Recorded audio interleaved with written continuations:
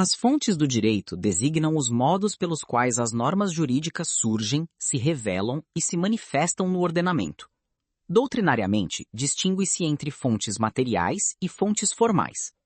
As fontes materiais são os fatores sociais, econômicos, políticos, culturais e morais que condicionam o conteúdo das normas, representando a substância do direito, aquilo que o alimenta antes mesmo de se tornar regra escrita.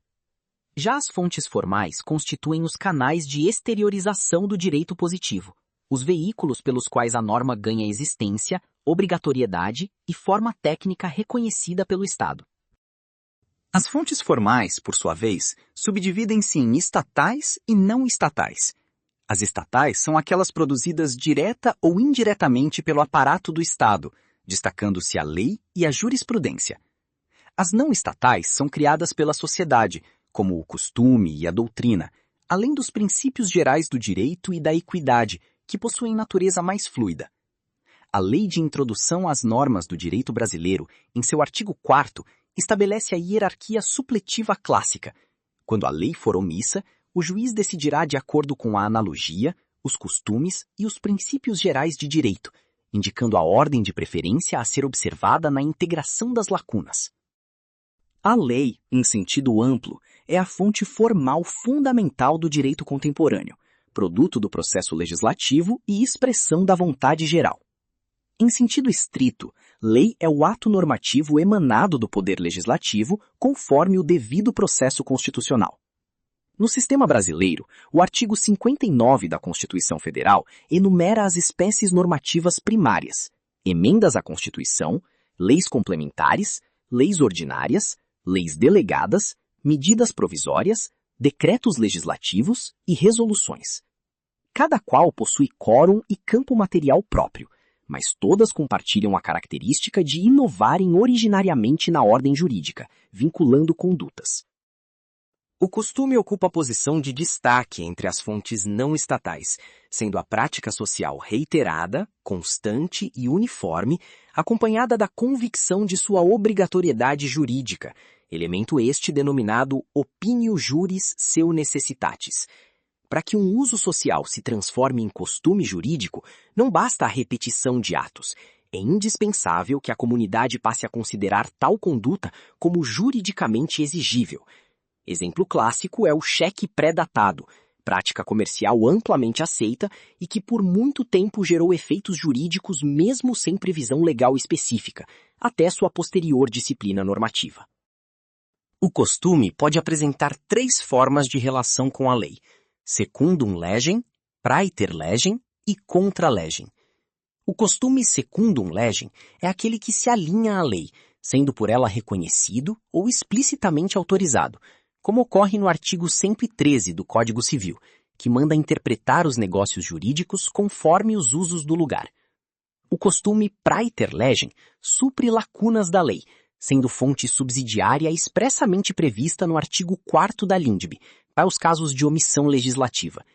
Já o costume contra legem é a prática contrária à lei, que, em regra, não tem eficácia para revogá-la, salvo quando o próprio ordenamento admite o desuso como fator de perda de vigência.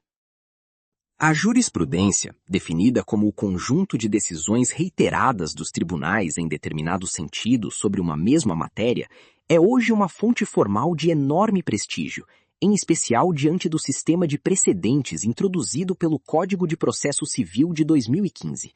Não se trata de mera repetição de julgados, mas da sedimentação de uma orientação interpretativa estável, que orienta não só os juízes de instâncias inferiores, mas também a sociedade.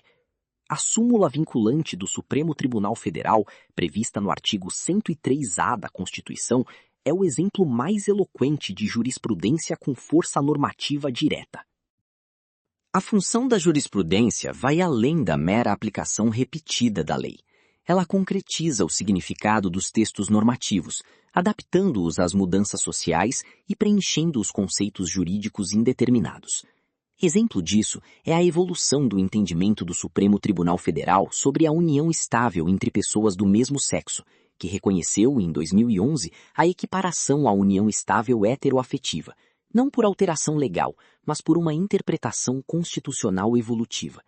Tal decisão não se limitou a resolver um caso concreto, mas passou a funcionar como paradigma para todos os demais tribunais. A doutrina, por sua vez, consiste na produção intelectual dos estudiosos do direito, consubstanciada em livros, artigos, pareceres e demais trabalhos científicos. Embora desprovida de força vinculante direta, a doutrina é fonte formal indireta de indiscutível relevância, pois é ela que sistematiza, critica e propõe soluções aos problemas jurídicos, influenciando a criação legislativa e a formação da jurisprudência. Foi a doutrina, por exemplo, que desenvolveu a teoria do abuso de direito, antes mesmo de sua positivação no artigo 187 do Código Civil, demonstrando sua força criadora.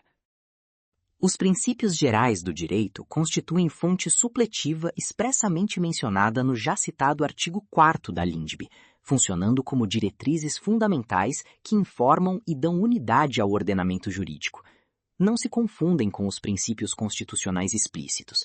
São postulados lógicos e éticos extraídos por indução do próprio sistema, como o princípio de que ninguém pode se beneficiar da própria torpeza, ou de que não se pode responsabilizar alguém por caso fortuito, alicerces que orientam o julgador diante da ausência de regra específica. Se estiver gostando, não esqueça de deixar o like. Esses princípios não são meros conselhos, eles possuem normatividade e cumprem funções de integração, interpretação e fundamentação das decisões. O princípio da boa-fé objetiva, por exemplo, hoje positivado no artigo 422 do Código Civil, foi durante décadas aplicado como princípio geral para coibir condutas desleais em contratos, mesmo na ausência de texto expresso. Sua extração decorreu da reiterada invocação doutrinária e jurisprudencial, revelando a íntima conexão entre essas duas fontes não estatais. A equidade, frequentemente referida como justiça do caso concreto, é a fonte que permite ao aplicador do direito temperar o rigor da norma abstrata para adequá-la às peculiaridades da situação fática. O Código de Processo Civil de 2015, em seu artigo 140, parágrafo único, estabelece que o juiz só decidirá por equidade nos casos expressamente previstos em lei. Isso significa que o ordenamento brasileiro adota um sistema de equidade legal ou autorizada, que não se confunde com o julgamento por mero sentimento pessoal de justiça. Exemplo de autorização legal para julgamento por equidade encontra-se no artigo 944, parágrafo único do Código Civil, que permite ao juiz reduzir equitativamente a indenização se houver excessiva desproporção entre a gravidade da culpa e o dano. Outro exemplo está no artigo 413 do mesmo Código, que confere ao magistrado o poder de reduzir a penalidade contratual quando a obrigação principal tiver sido cumprida em parte ou se o montante da multa for manifestamente excessivo. Em ambas as hipóteses, a lei confere uma margem de apreciação ao juiz para alcançar uma solução mais justa. O uso da equidade não pode, todavia, converter-se em instrumento de arbitrariedade ou de desprezo ao texto legal. A doutrina distingue a equidade integrativa, que supre lacunas, da equidade corretiva, que suaviza consequências da aplicação estrita da lei. O juiz, ao recorrer à equidade, deve fundamentar sua decisão com rigor, demonstrando que a solução legal, se aplicada cegamente, geraria uma injustiça extrema ou um resultado desproporcional, sempre dentro dos limites fixados pelo próprio legislador. As fontes do direito não atuam de forma isolada. Elas coexistem e se interrelacionam dinamicamente. Uma lei pode nascer de um costume comercial consolidado, como ocorreu com diversos institutos do direito empresarial. A jurisprudência, ao interpretar a lei, pode ser motivação para a súmula e, posteriormente, inspirar a edição de uma nova lei, gerando um ciclo de influências recíprocas. A doutrina, por sua vez, examina criticamente a lei, a jurisprudência e o costume, propondo sínteses que, não raro, são acolhidas pelos tribunais. A Constituição Federal de 1988 promoveu uma ampliação do conceito de fontes do direito ao reconhecer em seu artigo 5º os direitos e garantias fundamentais, muitos dos quais não dependem de intermediação legislativa para produzir efeitos. Os tratados internacionais de direitos humanos, quando aprovados com quórum qualificado, equivalem a emendas constitucionais, tornando-se fontes híbridas. O sistema jurídico contemporâneo, portanto, opera com um plexo de fontes muito mais rico e complexo do que aquele imaginado pelo positivismo legislativo clássico. Essa multiplicidade de fontes exige do profissional do direito uma capacidade de articulação e hierarquização. A lei continua a ser a fonte primária e mais importante, mas não é a única, e sua supremacia não significa exclusividade.